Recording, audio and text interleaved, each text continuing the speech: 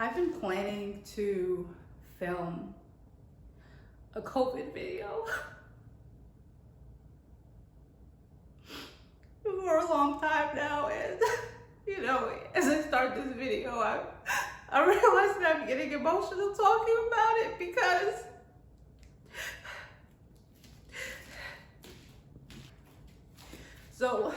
the reason why I'm getting emotional is because it's been difficult. It's just hot in here.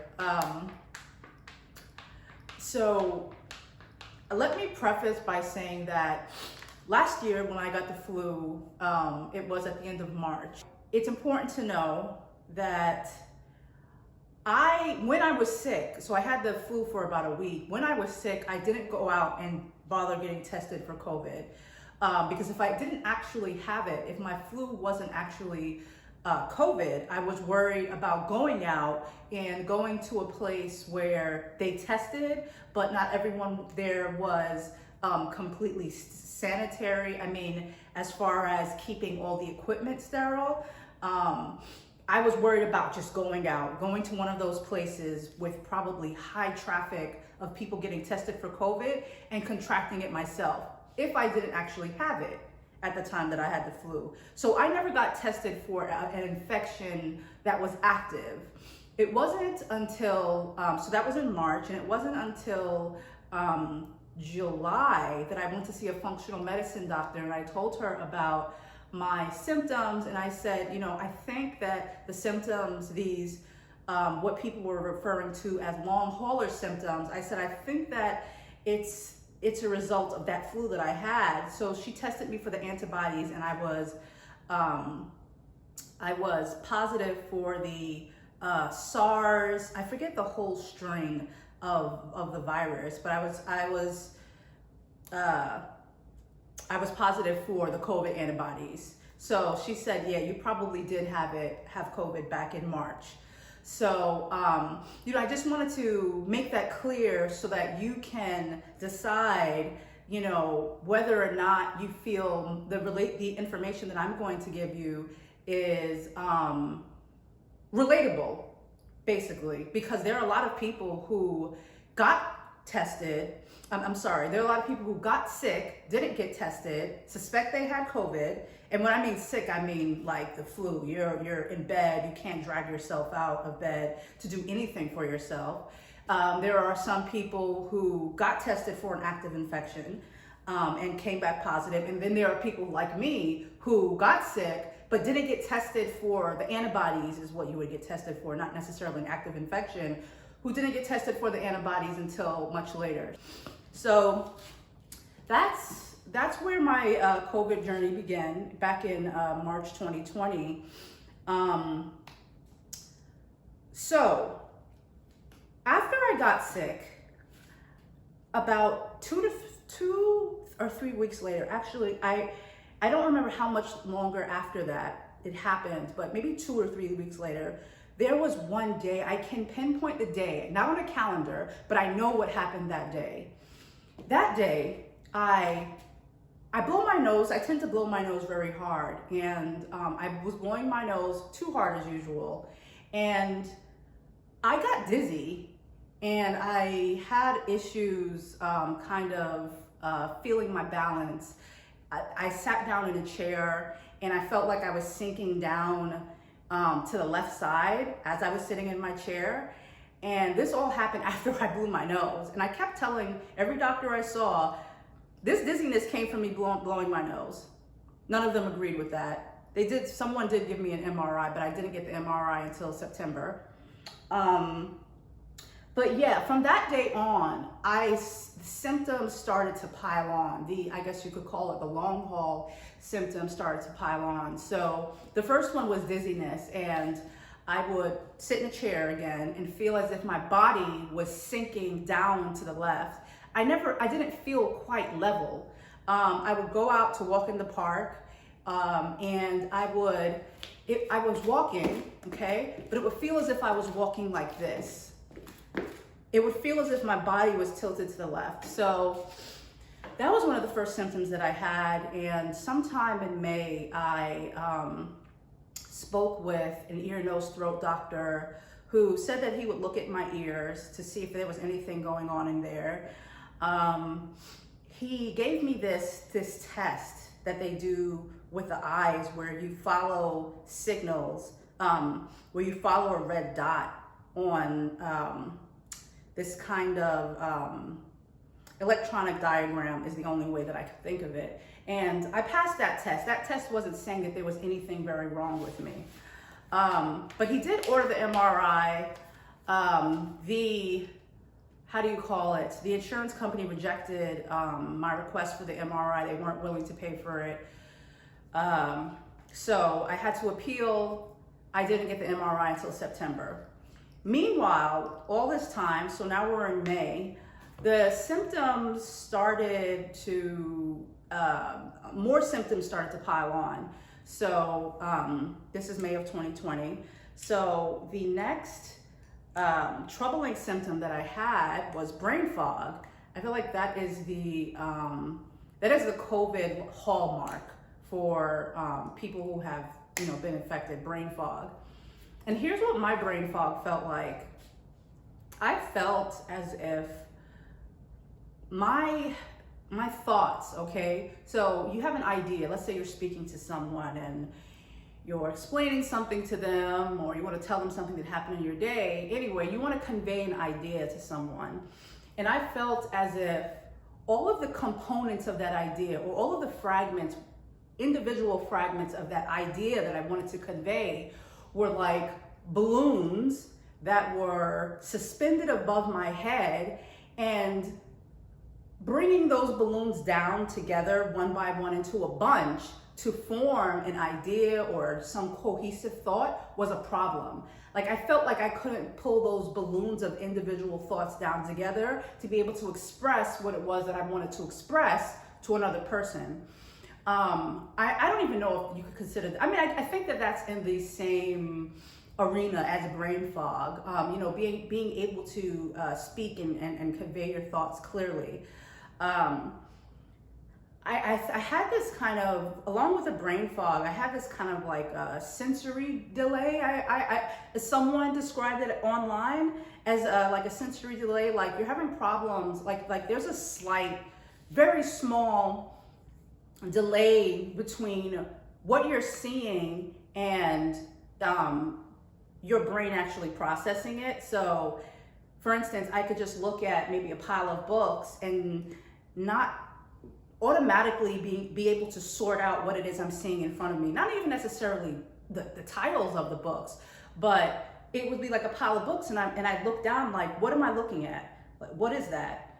I mean, another example, which is actually better, is you have a bunch of ingredients in front of you on your kitchen counter, and you're getting ready to cook something, and you know that there's an ingredient that you need to reach for. You may have reached for that ingredient to begin cooking the recipe 1,000 times, but you don't know the ingredient. Let's say an onion is sitting right in front of you, but you can't see the onion. I mean, there might be a carrot, ginger, a bag of rice, and maybe a bottle of oil. Maybe these 5 things, if that's 5 things. The onion, though, you're not recognizing, with this brain fog, you're not recognizing the onion, the white onion, right there in front of you. So, I'm not sure if that's really actually sensory delay, but that's just a delay in processing the things that are right in front of you. Other things along with brain fog that I experienced were, I guess it's pretty much short-term memory loss. I'm not sure if that's the same as brain fog, but forget about getting up, walking 10 feet or 20 feet to another room and forgetting what I walked to the room for. As soon as I got up and took a few steps, I would forget what I got up to do. And another example of that kind of short-term memory loss, I would get up in the morning, go through my whole morning routine, and then it was time to dress. And I would walk to my closet, my walk-in closet, and I'd walk in there and forget what I came in there to do, even though the walk-in closet is clearly for pulling clothes out or getting dressed. okay, I may have had an idea of what it was I needed to pull out. Maybe just in terms of the weather. I knew that I would need to go into the closet and pick out a long pair of pants and a long sleeve shirt because it was raining outside. But by the time I got into the closet, this remembering kind of like the general purpose of being in there was lost on me. I would have to stop, wait a while, and say, okay, I came into the closet, I know that I have to get dressed, but I know that there was something else that was important about getting dressed. For instance, the weather, dressing appropriately for the weather. So I would have to maybe wait, a few seconds for that to come back to me, and I would just stand there and look down and feel horrible, knowing that my brain isn't working the way that it's supposed to, and I would have to wait for the thought to come back to me. Brain fog was bad in the beginning. I would be on the phone talking with my sister, and I couldn't keep up with the conversation. There would be a lot of, I say a lot of ums now because I'm generally just not the most articulate person, but there would be not just a lot of ums when I was speaking to her, but a lot of ums with delays. I would have to, as I'm doing right now, kind of take time to remember what the thought was that I had when I was speaking to her and try to bring that thought to the forefront so I can speak about it. There was a lot of that. And my sister, I felt, I knew that she could notice it, but the fact that she said that she noticed it when I asked her about it, the fact that she said that she noticed it made the fact that I had brain fog so much more real for me. And it was devastating. Even though I already knew that there was a problem, getting confirmation from someone else that there was a problem made it even more devastating.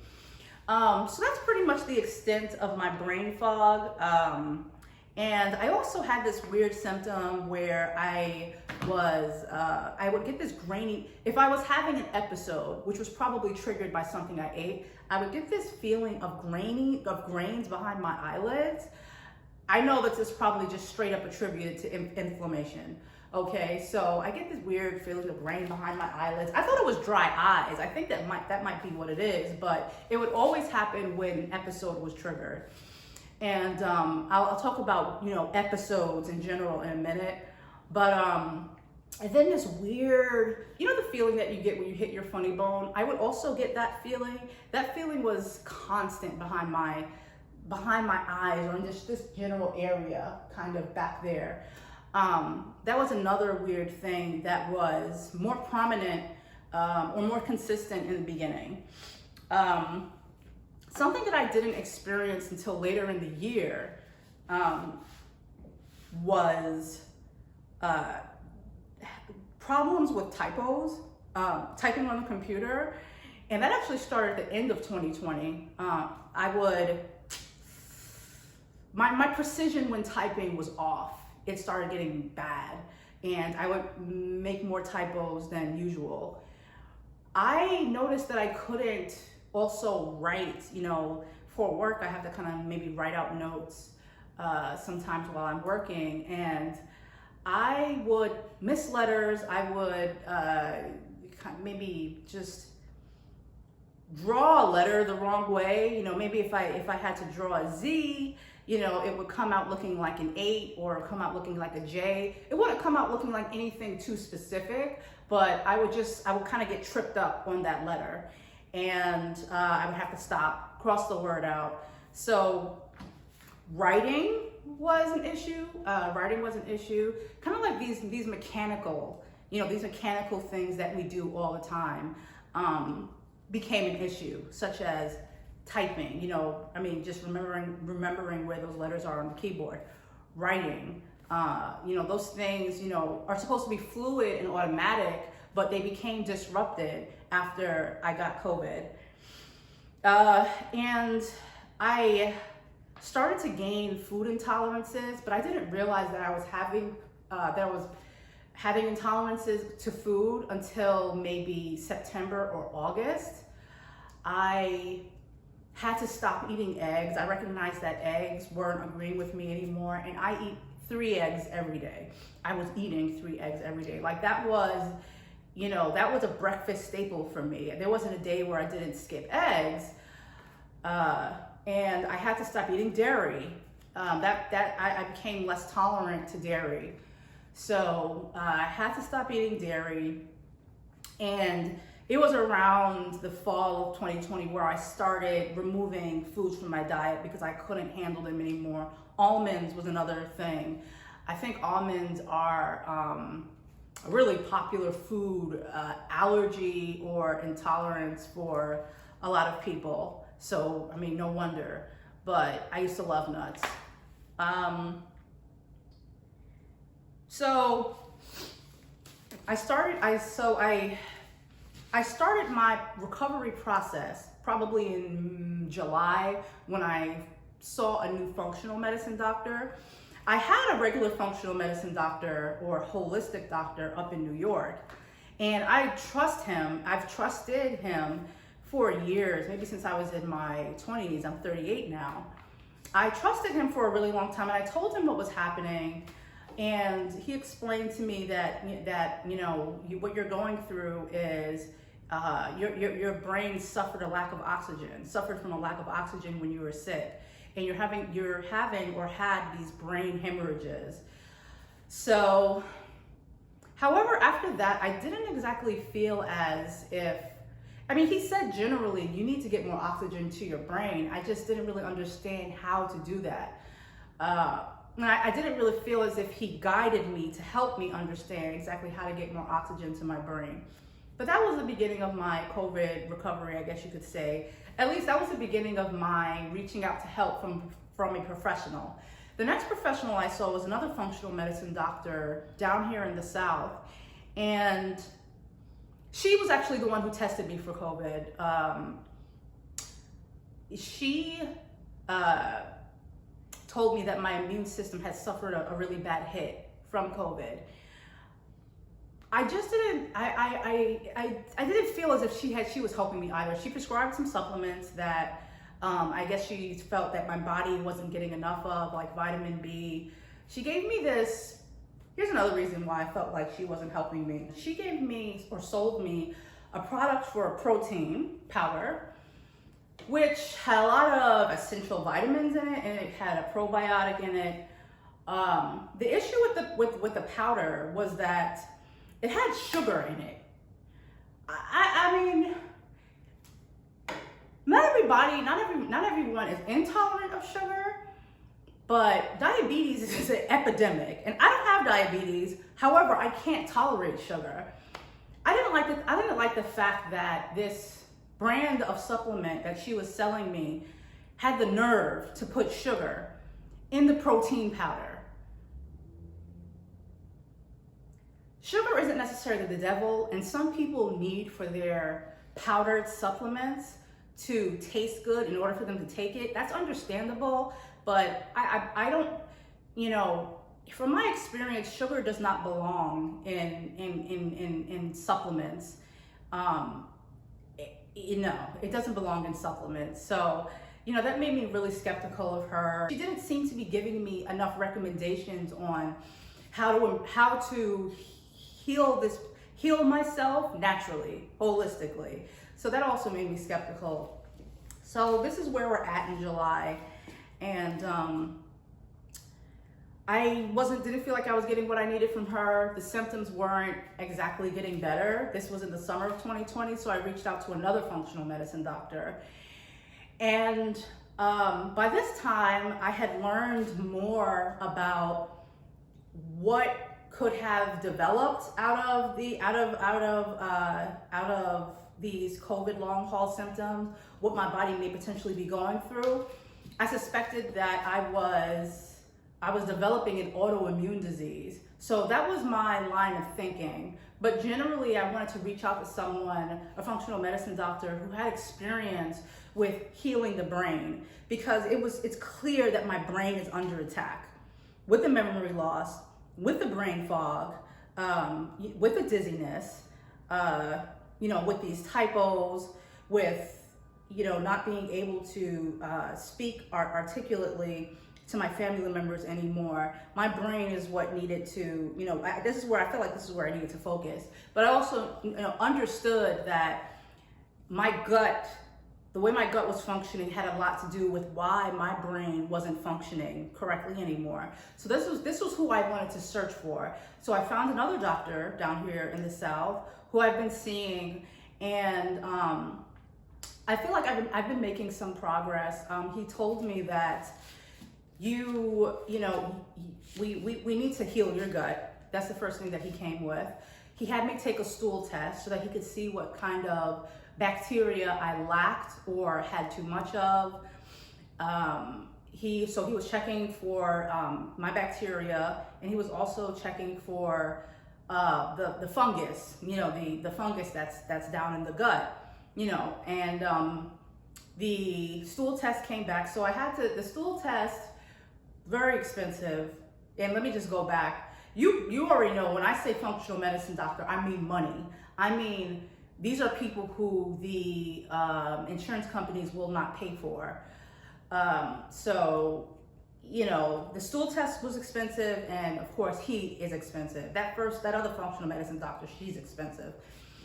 So the stool test, I think it cost maybe about $500, a little less than $600. So the stool test, for 3 days I had to collect a sample. I think it was once in the morning each day. So I had to collect 3 stool samples, and that way he was able to see what was going on with my gut. Am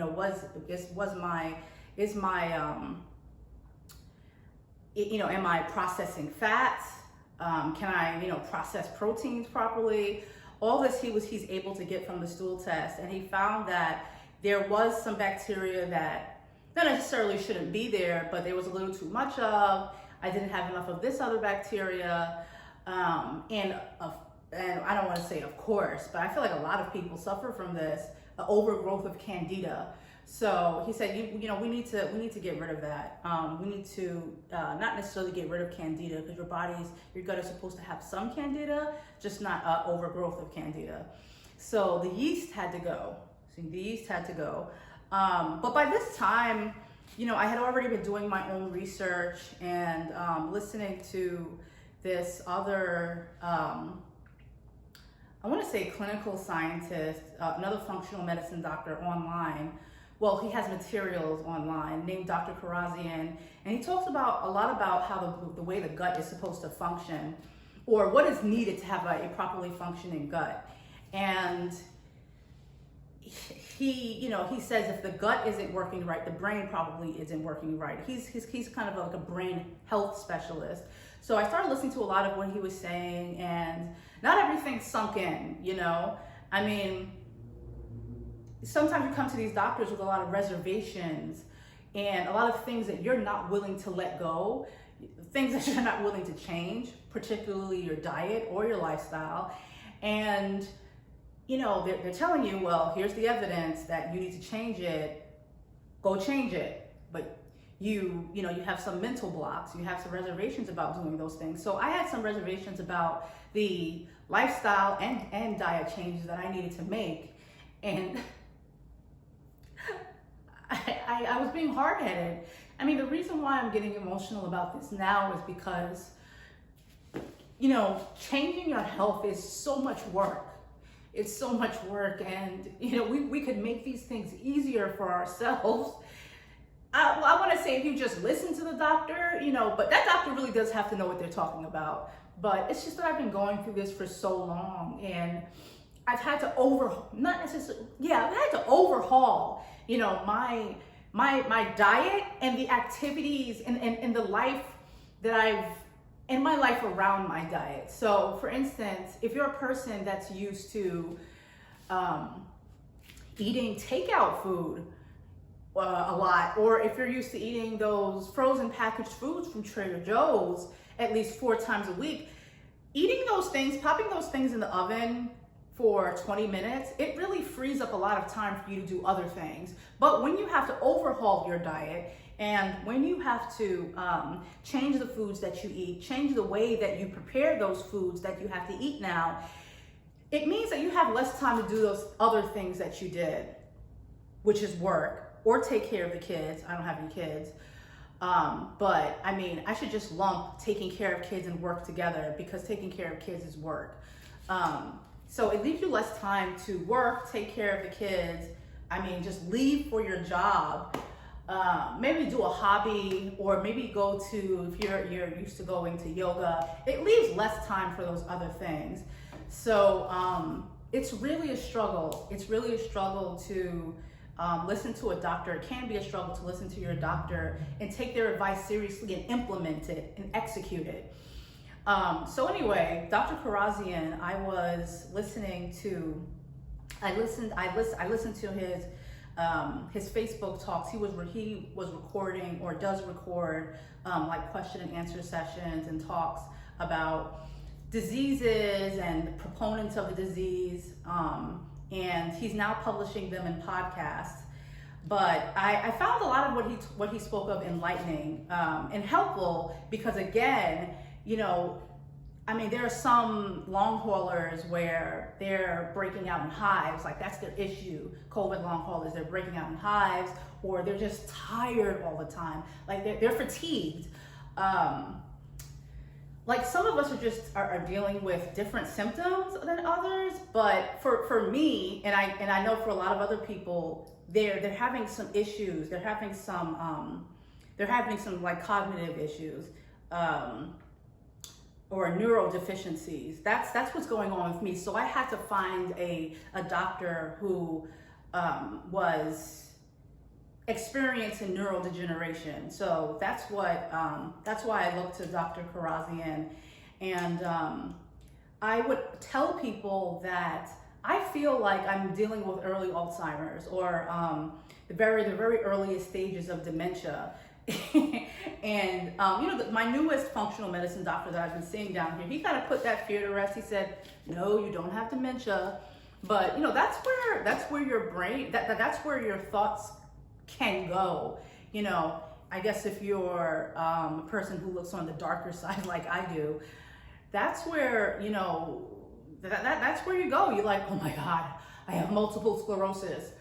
Like that's also at the back of my head, that if I don't halt the progress of this disease, that is what I'm going to get. But it's really not healthy to think that way. And I hope that if you do find a functional medicine doctor, that they'll keep you from going down a dark path, mentally and emotionally. Because I think that it really is important to be positive and think on the brighter side. So I did find some of the things that Dr. Karazian said. I do find the advice that he says about how to heal your brain. I find it helpful. I think across the board, when he talks about, whatever neurological disease you're dealing with, it seems to be like across the board, when it comes to healing that neurological disease, you have to start with your gut. Not just that you have to start with your gut, but you have to start with your digestion and the way that your body is processing foods. Because if it's not processing the foods properly, you're not going to get the nutrients that your cells need in order to function properly. And additionally, you're going to end up with a lot of inflammation if you have undigested food particles, for instance. So I started listening to him more, and I started making some progress, but there's something that someone said on Reddit that I found interesting, was that progress is kind of like, it's not linear. It's it's not on a graph, your healing goes up. It doesn't necessarily go up in a straight line. I mean, you keep going forward, but you'll have dips, you'll have bad episodes, you'll regress. And that's what was happening to me. I felt like I was getting better in the summer, but I started to regress in the fall. And I didn't see my progress as going forward. Like it wasn't moving forward without moving back a little. So the progress with my health would keep going back. I mean, I wasn't regressing to who I was back in April. In April, I could not sit without falling down to the left. When my sister would call me on the phone, I would automatically get anxious. Not because I didn't want to talk to her, but because talking to her made me more aware of the neurological symptoms that I was having. It made me more aware that I couldn't talk and sound articulate. I couldn't form, I could form a cohesive thought, but I couldn't verbalize that thought in a cohesive manner. It made me so aware of this disease that was seemingly setting in, that I didn't want to talk to her. Talking to her made me, seeing her number come up on my phone made me sad. It made me anxious. It made me worry. And sometimes I wouldn't take her calls.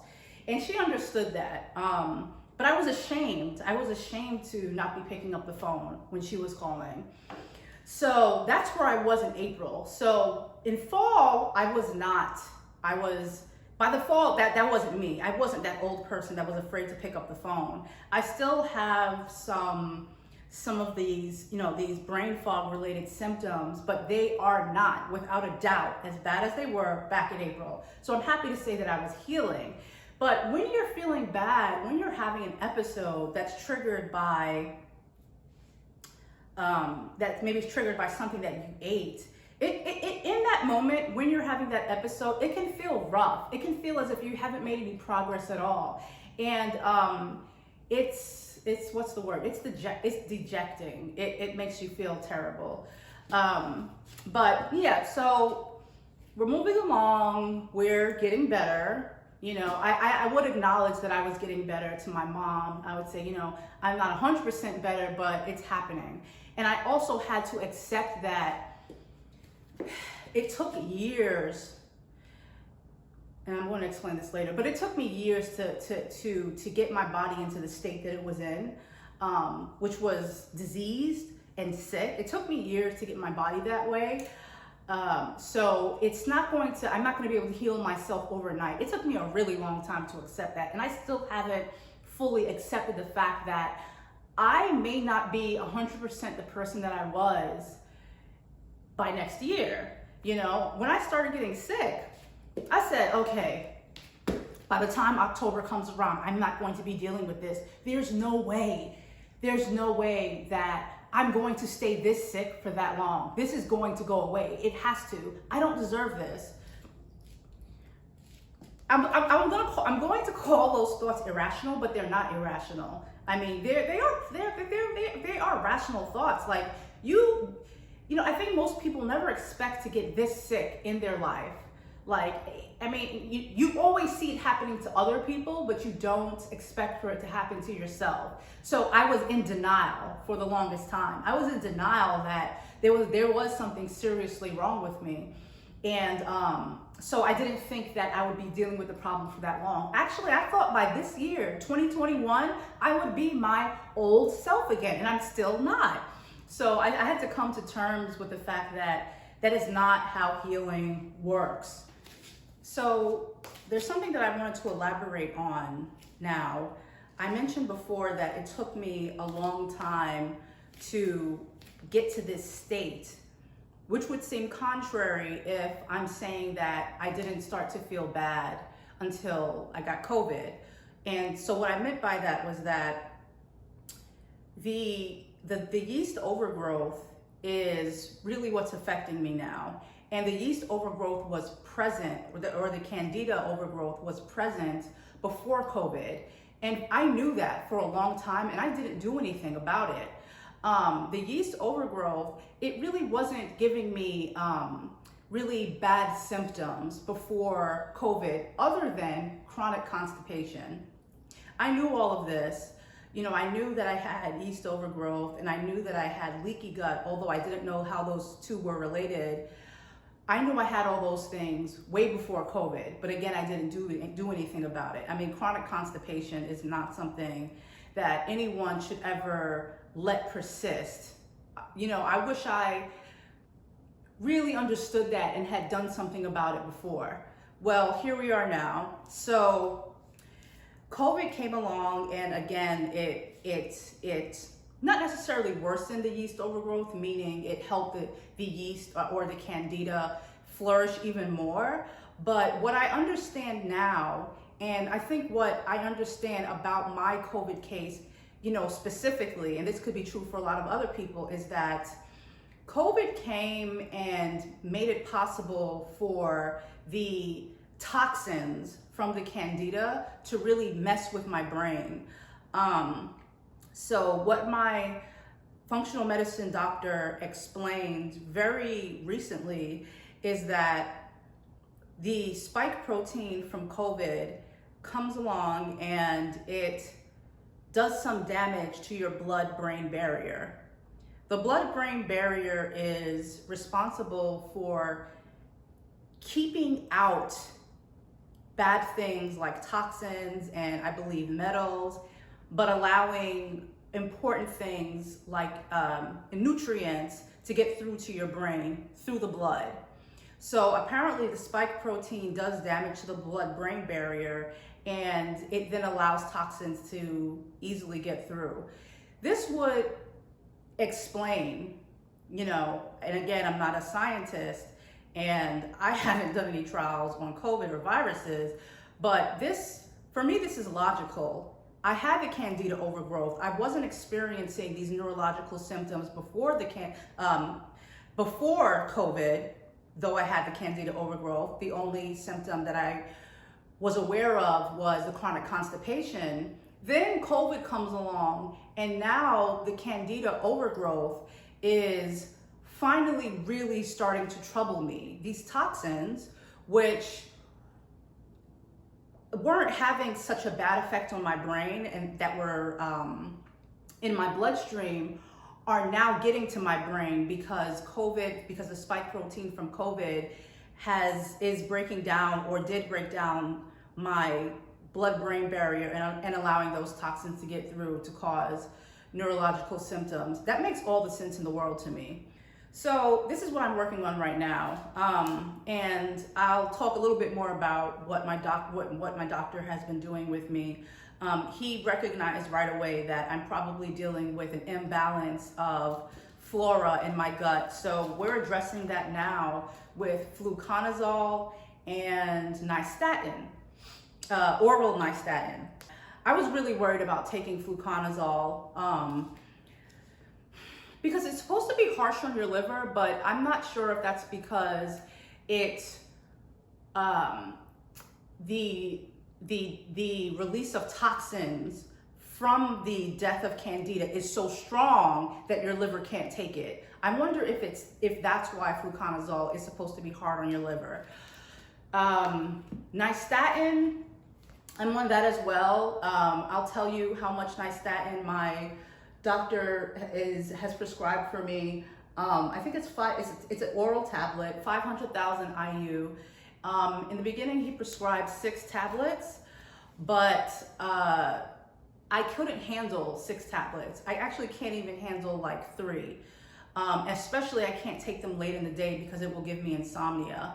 The fluconazole is not that difficult for me to take. I don't experience such harsh symptoms.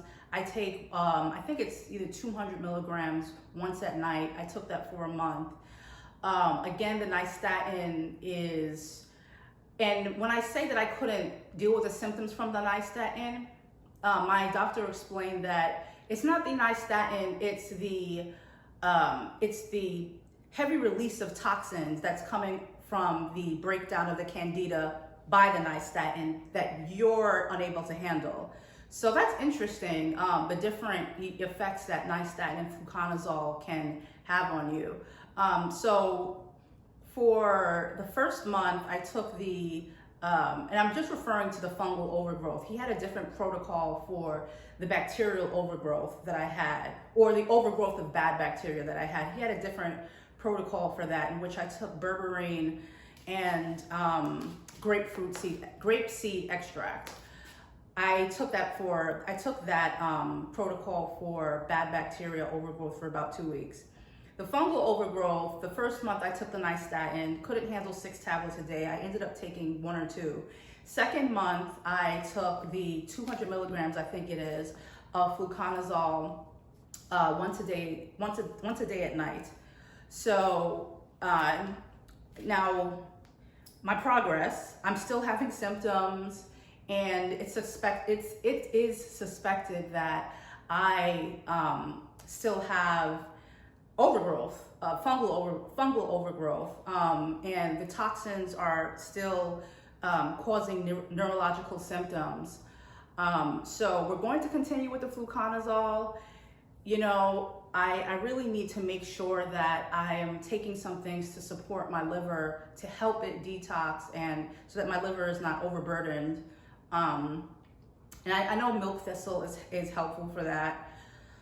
I just get exhausted thinking about the amount of work that I need to do to detox and get my body back in order, to get my body back the way that get my gut working the way that it should be. It's a part-time job, and I'm lucky right now to actually I don't know if I should call it lucky, but I'm basically unemployed right now. I have a small home-based business that is not flourishing by any means. I have a lot of free time on my hands, and it's allowed me to work on my health and work on getting better. So being unemployed in this situation is a blessing. I hope that if you are recovering from COVID and you have a full-time job or even a part-time job, or you're raising kids, I hope that you'll find a way to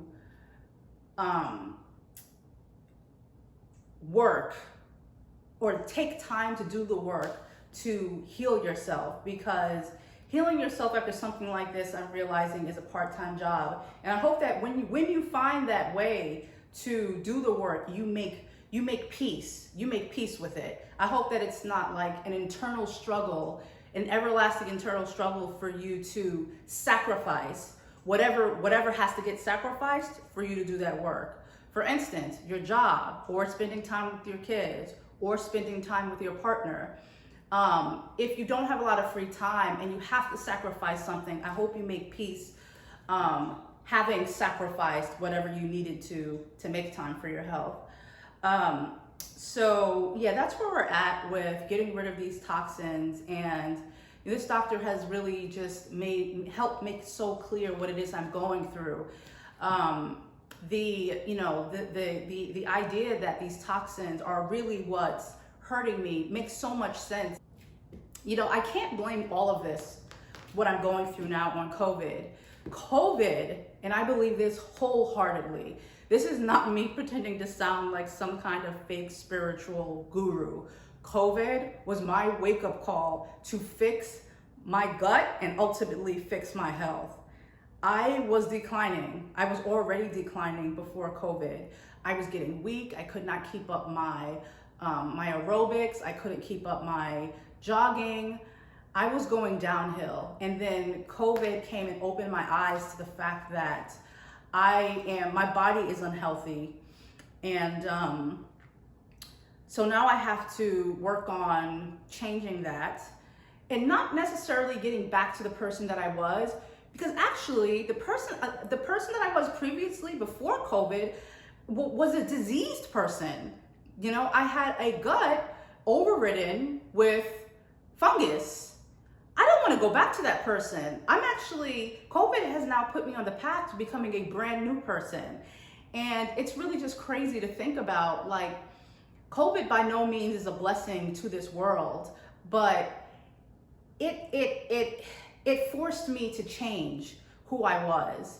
You know, it forced me to recognize that also, you know, stress can help to break your body down. And you know, on that note of stress, you know, even when I think back to when I saw that I was losing energy and I saw that I was getting sick, I had also gone through a really bad breakup, and I was so anxious all the time for about that year that I was dealing with that person. I was anxious all the time, and that anxiety and that stress, I would bet that it helped worsen or helped accelerate, you know, the damage that was taking place in my gut. So, I never want to go back to that. Now I appreciate the experience that I had in that relationship, because it's made me more vigilant about keeping, stressful people out of my life. And I'm also steering clear of romantic relationships. Things are, romance and marriage, it's really not all it is cracked up to be in this society, at least. I mean, what you see on in Disney films and romantic comedies, that's not reality. A lot of people want it to be their reality, and they're willing to sacrifice and degrade themselves and lower themselves just for that perfect relationship. And a lot of people, especially women, end up subjecting themselves to, abusive relationships just for that image of not a perfect relationship, but just to be able to say that they are in a relationship and there's someone who loves me, therefore I have validation. I'm trying to steer away from that. That will literally kill you. So anyway, not to get too political, but it's very much related. Like I've learned that if you have, these constant stressors in your life, it'll show up in your health.